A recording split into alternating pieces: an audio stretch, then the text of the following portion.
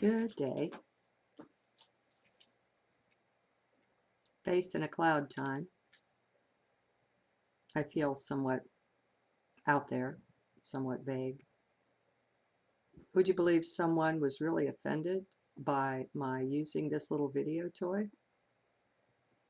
I guess he or she thought I was putting myself in heaven or something. I don't know why this person was just blasting me for daring to play up here. Oh well. The boxes we put ourselves in, you know. I really don't know that words are useful for much of anything, really. Somehow I think maybe they're the very thing that's been used to separate us,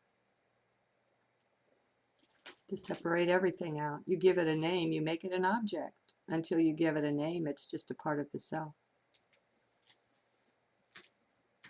And yet, how do we talk about things without slapping labels on them, names, and objectifying them? You see what I mean? Be in heart. I know that some of the channelers run into the challenge of wanting the name of whatever entity is speaking through them.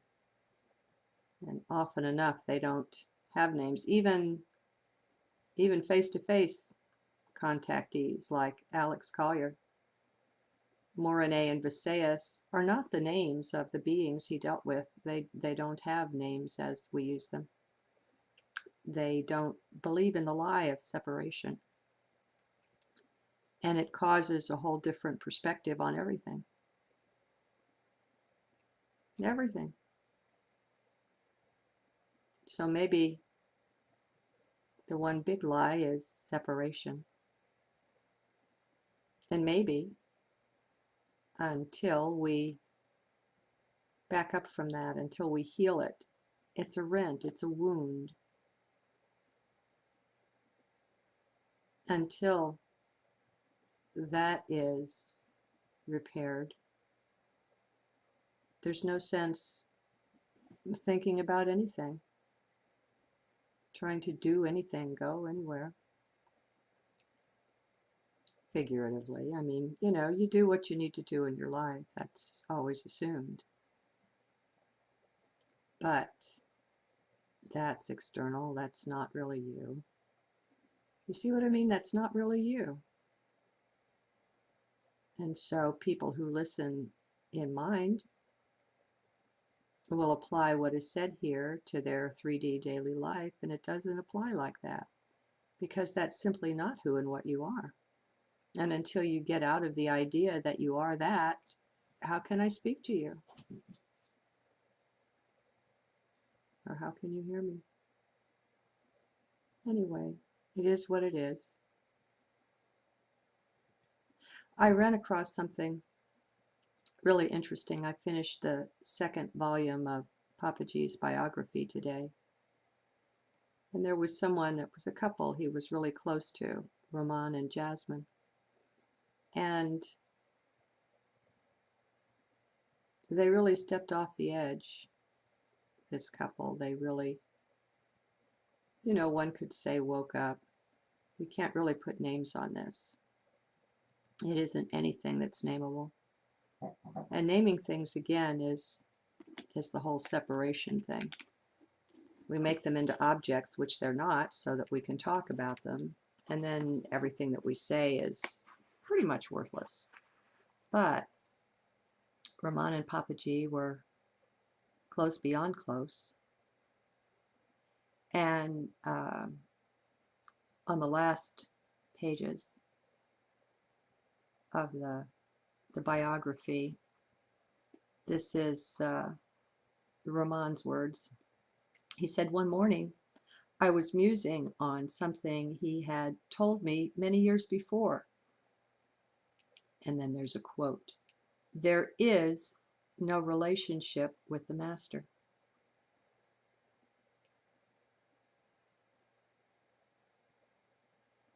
I find that really deep. I don't know about you. As this thought revolved within me while I was sitting on my bed, another thought arose. What is my own relationship with the Master? And as I've said, they were very close. He continues, as I was pondering over this question, some great force seemed to throw me forward, face down on the bed. There was no one else in the room, but this power was so strong, I felt as if I had been physically hit from behind. As I lay there, I had what can best be described as a divine cosmic vision. I saw innumerable universes arising out of and disappearing into that which Master is. There was a direct knowledge, excuse me, that the Master, the Self, capital S, was the source and support of everything. But at the same time, there was also the knowledge that the Master, the Self, had no relationship with anyone or anything. I explain this as best I can, knowing that nothing I say can convey the awesome directness of this experience. It was nothing to do with thought or mind. Beyond all perceiving and conceiving, it was the unmanifest self showing me directly that it had no relationship with manifestation. I was shown directly that the self was the essence of manifestation without being the cause of it.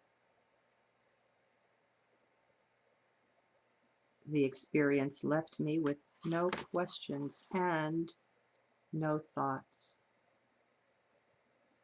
I knew that there never had been any distance or any relationship between Master and me.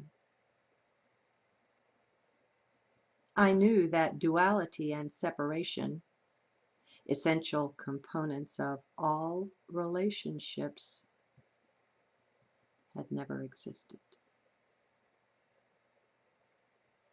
I have nothing else to say except Hari Om Tat Sat.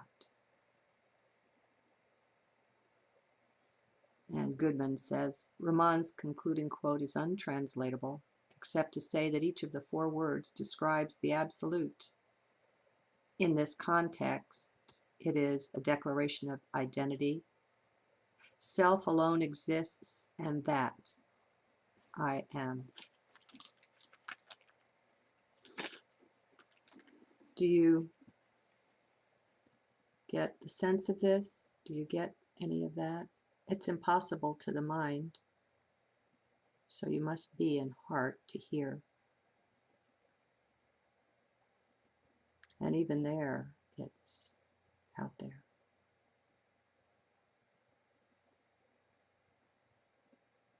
The self is that which is, and manifestation in some way arises out of and falls into that.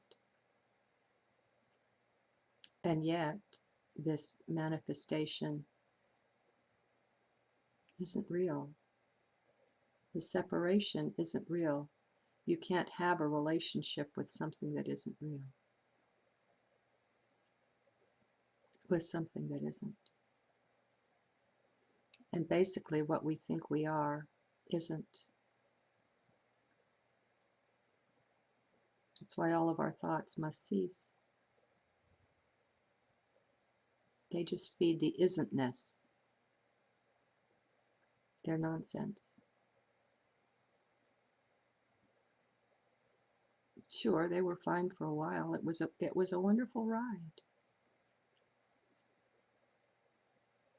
on the back of the donkey of separation. We had quite a fine journey, didn't we? And we've been a little of everywhere, done a little of everything. Tried both sides, the light and the dark.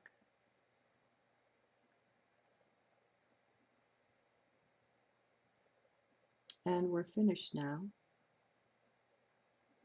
Don't you find yourself pulling away, pulling out of things? Don't you find yourself somehow being unplugged? Don't fight it. Go along. Go with the flow of that. Ride it into the nothing. Into the nothing. All the something is illusory. That self that we are is eternal.